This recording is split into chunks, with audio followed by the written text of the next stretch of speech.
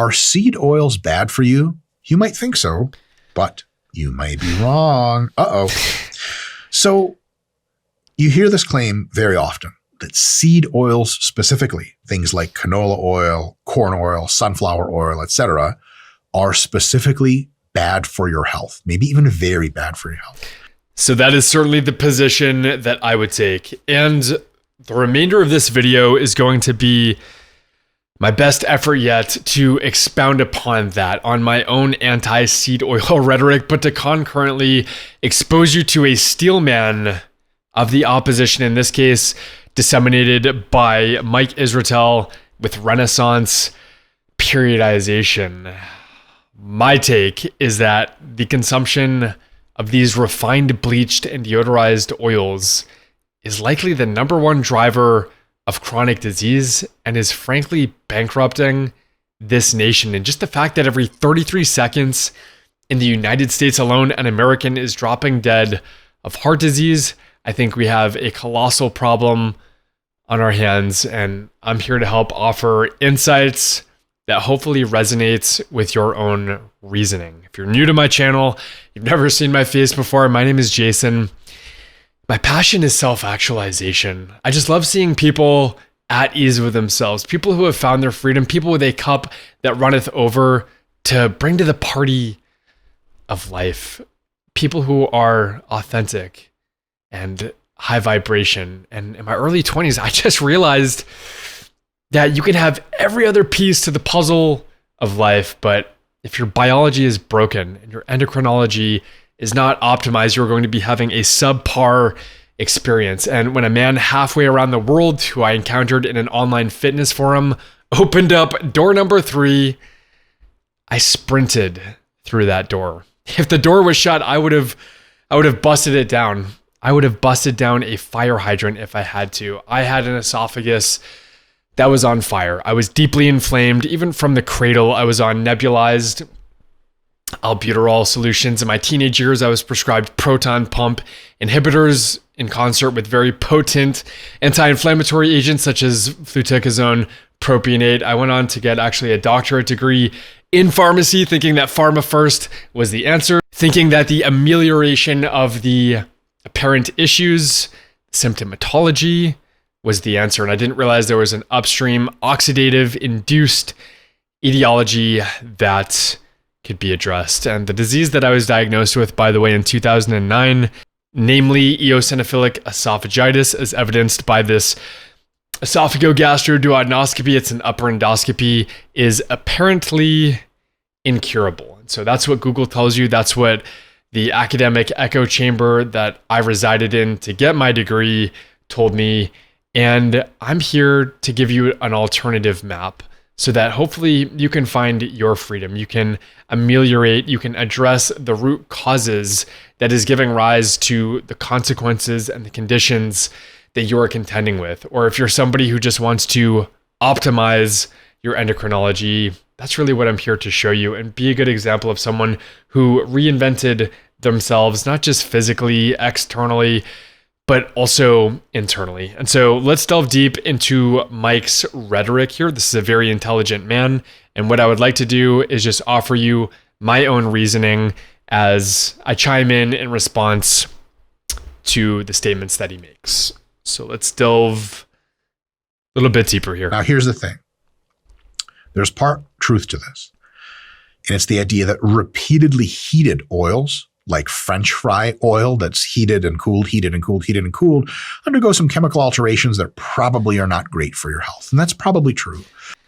Yeah, I would say that is demonstrably true. And my logic is such that to posit that merely repeatedly heated oils are problematic is to forget where they came from in the first place to render sunflower seed oil. And frankly, this is epitomized by this depiction here, the so-called tortured journey of a seed. At the level of deodorization, the exposure to 500 degrees Fahrenheit of heat already denatures and oxidizes the highly prone to oxidation linoleic acid that is concentrated in the parent seed. And so the propensity for lipid oxidation products to promulgate in the final product, which is leaching micro and nanoplastics, which have been recently implicated in arterial plaque, is inevitable. And the further down this rabbit hole that we go together,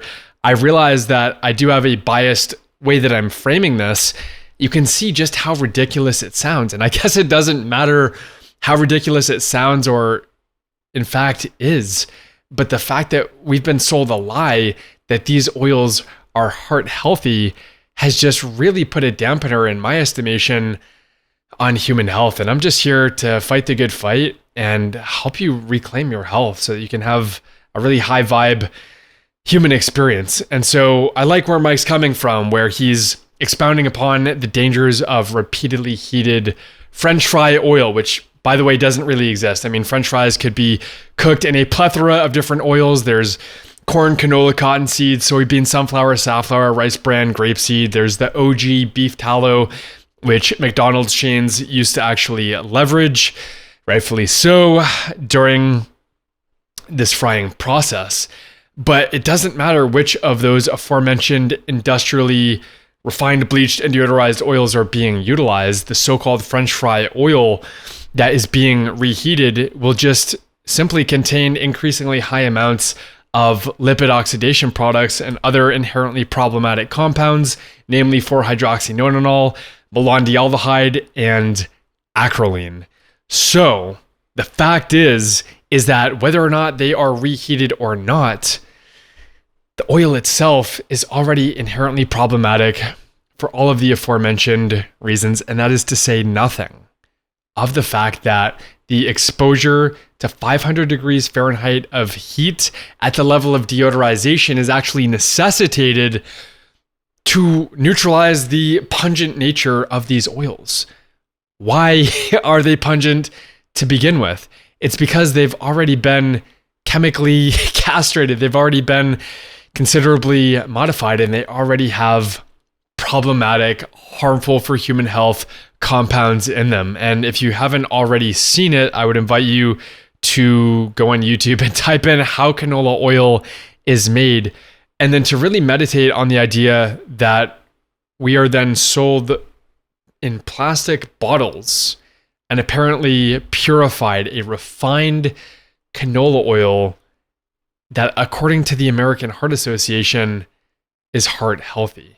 Now, don't get me wrong, just because it's synthetically derived doesn't mean that it's innately bad for human health. But my skepticism is certainly at an all-time high. And my position, painting with broad strokes on all of this, is the fact that seed oils were never proven to be safe for human consumption. In my estimation, we don't need to exonerate saturated fat. The null hypothesis should be that the saturated fat that permeated our veins prior to the introduction to seed oils, which systematically substituted said saturated fat, the null hypothesis is that that is heart healthy at a time when heart attacks and heart disease, atherosclerosis, was unheard of. So let's dig deeper here.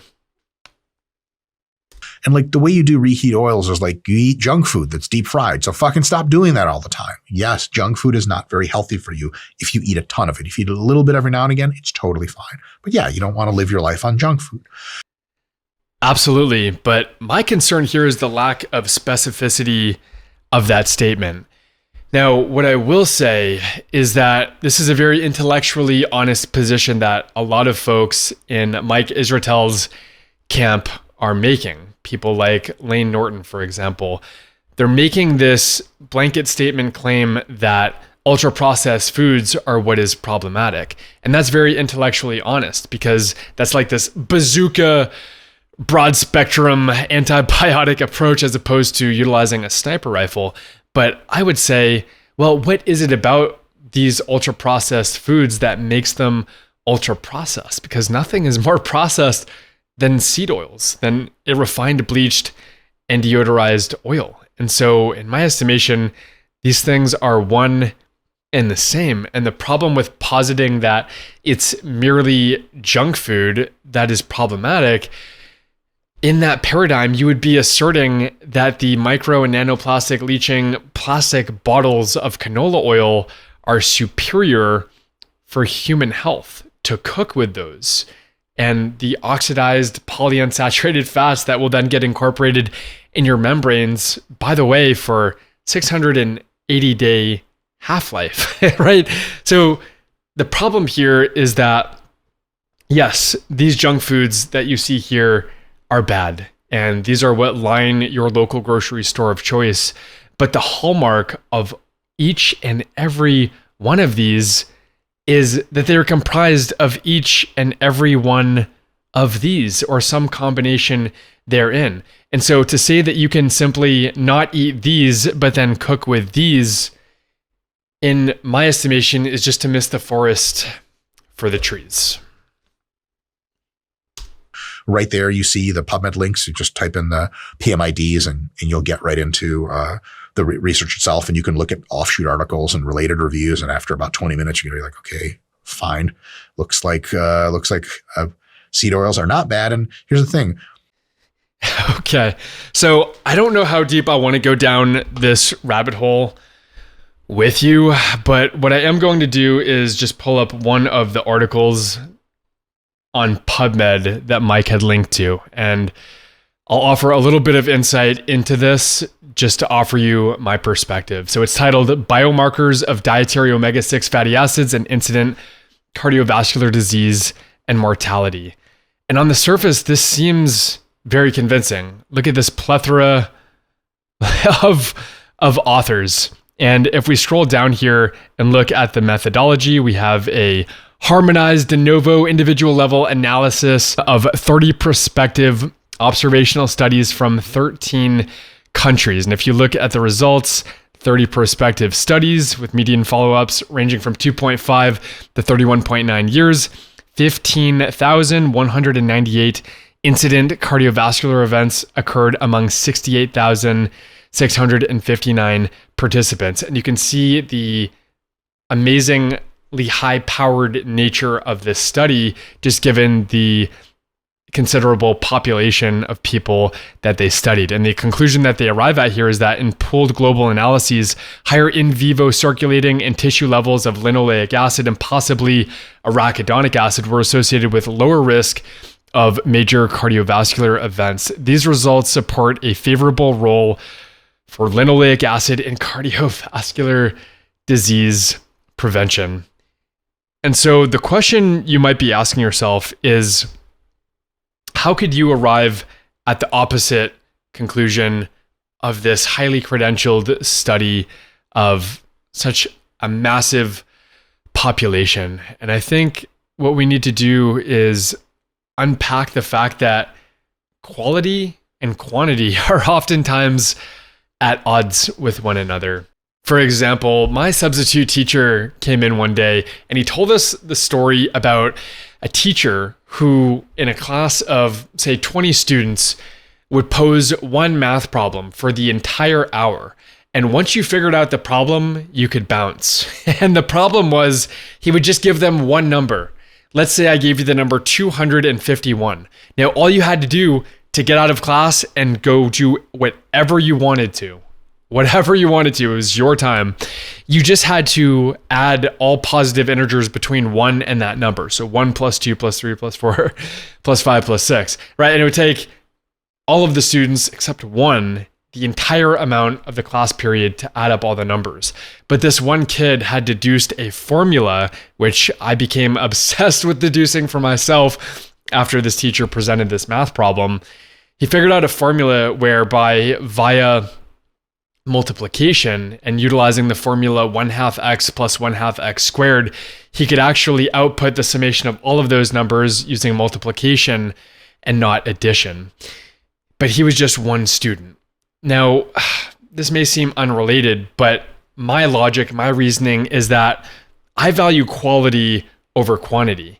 In fact, when you have a lot of something, but it's in the wrong direction, it's actually worse. It's like a landfill of increasing amounts of garbage. It doesn't particularly possess redeeming qualities. So let's say you have a class of 100 students and Albert Einstein is in that class, and what he's saying is at odds with what everybody else is saying.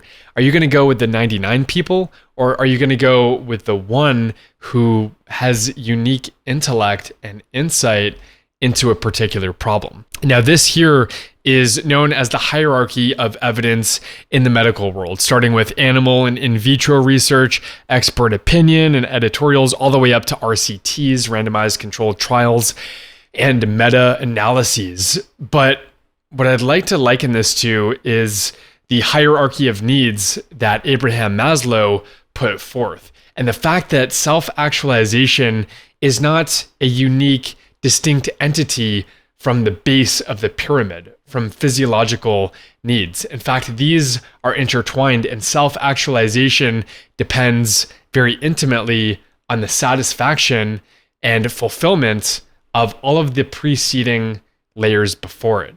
It is a pyramid, it's a base, it's a foundation, and everything works together. It's not as if self-actualization, which is my passion, is distinct and somehow superior to physiological needs. And that's why I emphasize so greatly the importance of fixing physiology. It's the fact that it's predicated upon the satisfaction of the preceding. And two, just because we have this study that is apparently higher level and has a greater power and population, if it does not agree with animal and in vitro research, then we have a problem. And what I would submit is that the pro-seed oil rhetoric is not cohesive. There is a fundamental problem at the mechanistic level that does not agree with the apparent human outcomes that are being rendered. And the distinction that I like to make is that we value human outcomes, but we have to realize that the human outcome data and studies are a map that some people think effectively reconciles the territory, but I don't. I'm not convinced by their methodology, because we live in a world where effectively everybody has been poison dripped by these seed oils. And so when you study a population that has even more linoleic acid, it's just they've got more linoleic acid than another population of people who are already poison dripped by that same linoleic acid. And so the only difference between those groups is the degree to which they have followed other apparently good advice, which I think is good advice, because the same institutions of trust that are pro seed oils are also telling you to get 150 minutes of moderate intensity cardiovascular activity. They're telling you to emphasize sleep, relationships, to be health focused. And all of those things in their own right are compelling, in addition to fruits and vegetables, which have potent antioxidants, which can help offset the consumption of pro-oxidative seed oils. And so what I'm saying is that we don't have a population of people like myself, like maybe your future self, once you detoxify from these oils. And I would love to see a study on that, on people like myself who have single digit levels of linoleic acid, which got flagged, by the way, for being too low, to a group of people who are north of 15 and even 20% linoleic acid. And I'm sorry to say that we simply don't have those studies. And I would agree that we don't have a study that puts the final nail in the coffin of either seed oils or saturated fat. So whichever side of this debate that you find yourself on, I'm just saying that looking at it through the lens of academia and the scientific literature, I think is misleading and inconclusive because of the paucity of proper studies that employ methodology that we can hang our hat on. I just personally don't see it, and I'm not personally convinced.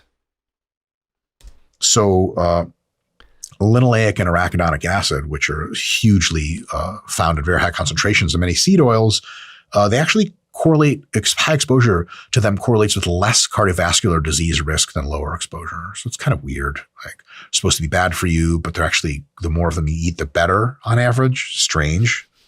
Okay, that's at least relieving to hear. Yeah, it's strange, but I don't find it relieving. I find it disconcerting because, again, as aforementioned, I think it means that we've been building the wrong pyramid. We have a faulty foundation. And to posit that the increased consumption of these oils correlates with better outcomes, I honestly think that it's to miss the forest for the trees and being too myopically focused on these particular studies. Because when you actually zoom out and you look at what has actually happened at a population level, as we've increased our consumption of linoleic acid, as evidenced by adipose tissue biopsies, which was also done in chimpanzees for reference, because that's a really specific biomarker that really shouldn't change. And if you look at indigenous populations, not least the Tokelauans, who subsist on a north of 80% saturated fat diet by way of coconuts, and don't have a chronic disease epidemic, and don't have an individual in their tribe dying of heart disease every 33 seconds, what you see is robust health, and you see a single-digit linoleic acid percentage in body fat. And so this, I would submit, is a problem. The increased consumption of vegetable oils, the increased prevalence of heart disease deaths, which I would posit was merely attenuated in the 80s, 90s, and beyond by way of technological advancements, by coronary artery bypass grafts. But we cannot outprescribe the fundamental problem of the consumption of these pro-oxidative oils. So you can throw whatever study you want in my face. If you're 25, 30 or more years old and you've looked around and been observant throughout your life, I think you've probably seen the decline of human health. You've seen the increased prevalence of obesity if you just use your eyes. And so I think these studies, while seductive in the way that they are written, they don't convince me. And I think that's something to really take seriously. Diabetes and all-cause mortality research over the long term shows that linoleic acid is actually helpful, and arachidonic acid seems to be neutral. That just does not hurt your diabetic or long-term all-cause mortality outcomes. And there's quite a few reviews and studies that say really the same thing, and those are all posted right there. So again, what I would say to that is it doesn't matter how many studies you throw in my face, because personally, I feel like quality is what contextualizes quantity. So if you say we had 65,000 participants, to me, that doesn't mean anything and could in fact be a negative thing once the quality effectively contextualizes it. And the truth is that every single one of these studies was done after the indoctrination of the idea that seed oils are good for you. And don't take that point lightly.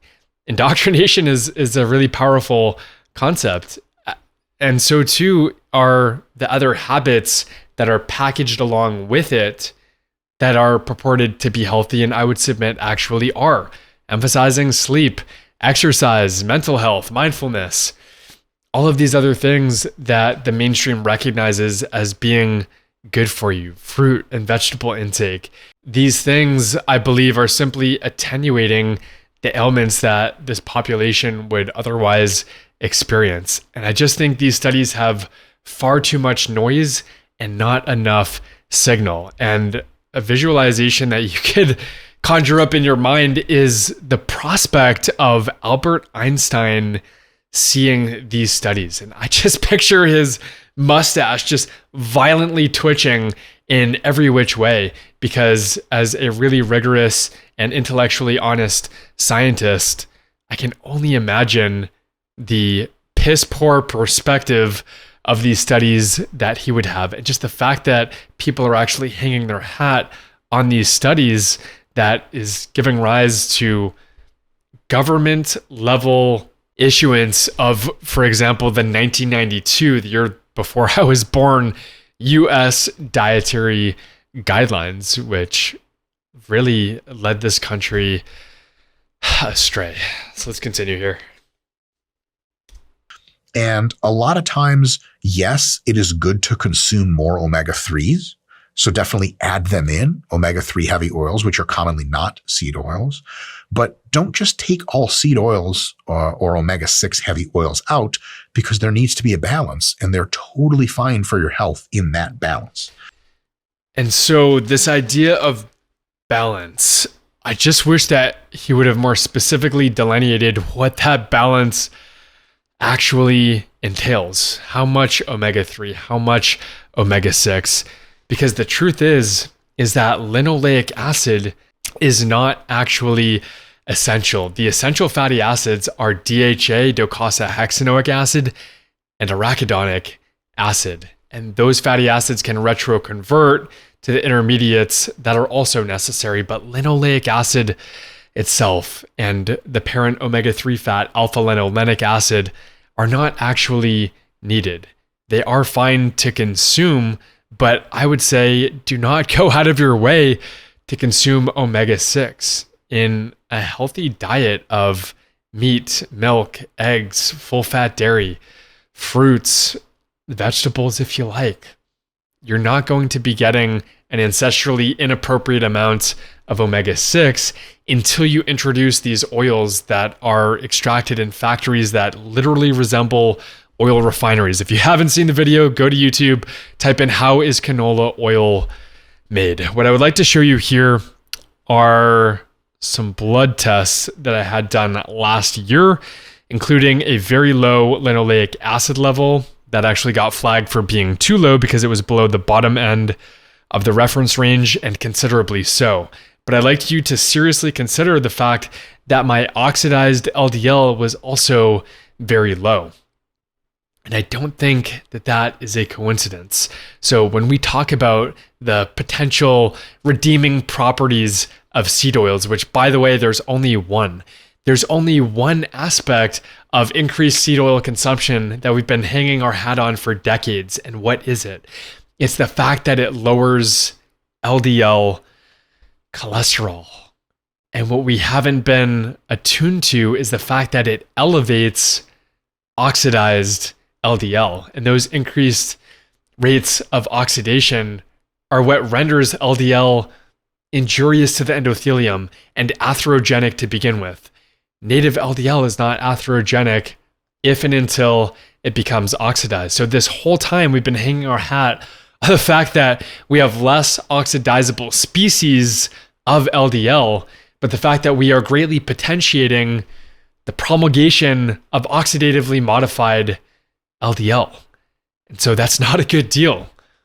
It's a shit deal. You don't want your LDL particles to incorporate more linoleic acid that then renders them more prone to oxidation. You don't want to take statin drugs, these medications that artificially lower your LDL by inhibiting hydroxymethyl-glutarol-CoA reductase, these HMG-CoA reductase inhibitors, such as Crestor, such as Lipitor. That's a bad deal because they don't discriminate. They compromise cognitive cholesterol as well.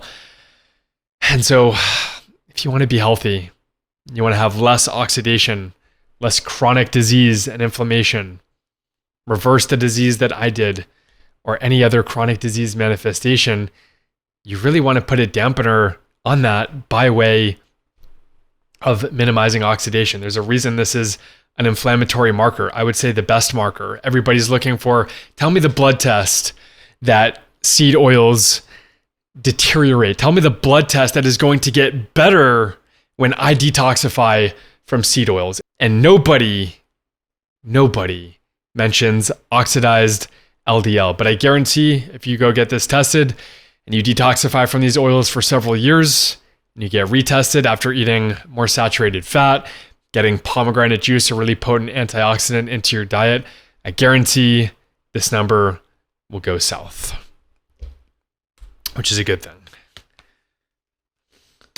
So the idea that seed oils are bad for you, I would 100% be on that if it was true. But if you look at the literature, it's just not true. Yeah, again, this is true, actually, right? If you look at the literature, it's just not True. And I would say if you look only at the literature, if merely the literature is what you hang your hat on, then yeah, you arrive at a very different conclusion than the one that I'm purporting and the one that I would submit this brilliant man would arrive at if he was still around. I don't think Einstein would approve of the literature. I believe, as aforementioned, his lovely mustache here would be twitching at the prospect of us literally hanging our hat on this and giving rise to the aforementioned 1992 US dietary guidelines in light of such. I think we've really been led astray, and hopefully some of these ideas help encourage you to consider this alternative perspective. So I just have to say true shit, which is you analyze the literature and it looks like seed oils just not something to be scared of, and they're not really bad for you. You could probably just say junk food's bad for you and leave it at that, but that's so boring and it's so non-science-y, and I guess it just doesn't get the clicks anymore. So yep, seed oils are totally fine for you in most contexts, and they're not especially deleterious for your health. So if the conclusion that you arrived at from Mike's video is simply don't eat junk food, then I think we've got a lot of overlap here. And I think by and large, we're going to be in a better place than when we started. If we can just refrain from the consumption of these ultra processed foods that line the aisles of our local grocery stores of choice, then we've equipped ourselves, I believe, with a better map to help us find our freedom.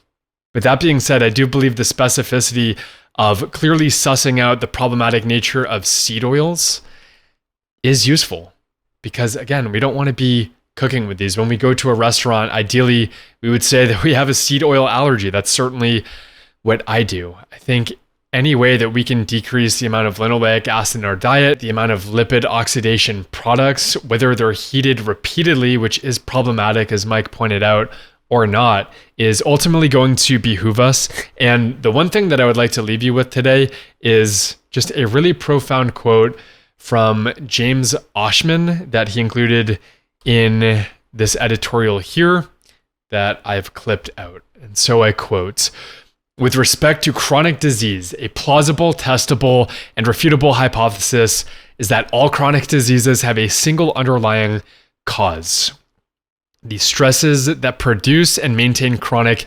inflammation. A corollary to the hypothesis is that the thousands of so-called diseases that have been named may actually be an elaborate classification system of the various symptoms that can arise from a single underlying condition, inflammation." And the last thing, my friend, that I will leave you with is that the primary driver of that inflammation is oxidation. That's it for today, my friend. Drop a comment down below, like and subscribe for more content like this. And as always, until next time, find your freedom.